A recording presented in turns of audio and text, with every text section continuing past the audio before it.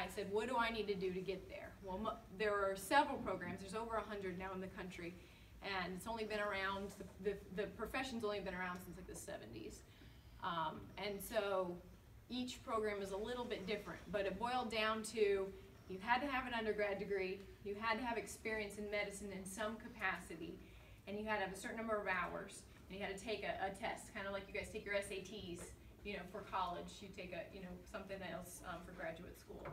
And so I said, well, how do I get that experience? How do I get those hours? And that's the cool thing about being a physician assistant. And nurse practitioner is kind of a similar field that you guys might be familiar with that term, where you can kind of go down the same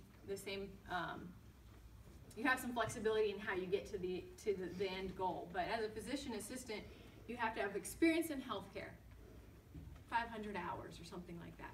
So how do you get that? I had friends that, some of them became certified EMTs for, you know, a year or two. And I had friends that did what I did. I was a certified nursing assistant where I worked actually in an inpatient psychiatric unit with children and adolescents. And basically just sat around in therapy groups working through what we work through at this age and beyond. I know being a teenager is lots of emotions. They actually stick around in your adult life too, guys, but it becomes easier. And so I did that for a couple years, and while I did that, I actually shadowed. I called physician assistants, I called doctors, I called nurse practitioners, and I said, can I come to work with you for a day? Do you like what you're doing? You know, are you stressed out, etc. You know, is this realistic? And I ended up getting into a program and moved up to Philadelphia, and I did a 2-year program. It was pretty intense.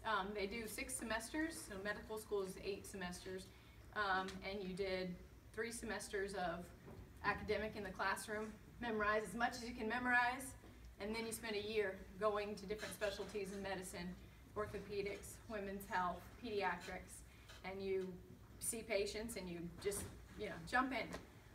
So it's a pretty intense time. Financially, graduate school at a program that busy, you can't work. There's just not time. You can't learn that much information and be in hospitals and be at doctor's offices and have a job. So I took out student loans. The program I went to, I didn't have scholarship for, so I borrowed the money, and I will be paying that back for a great portion of my life.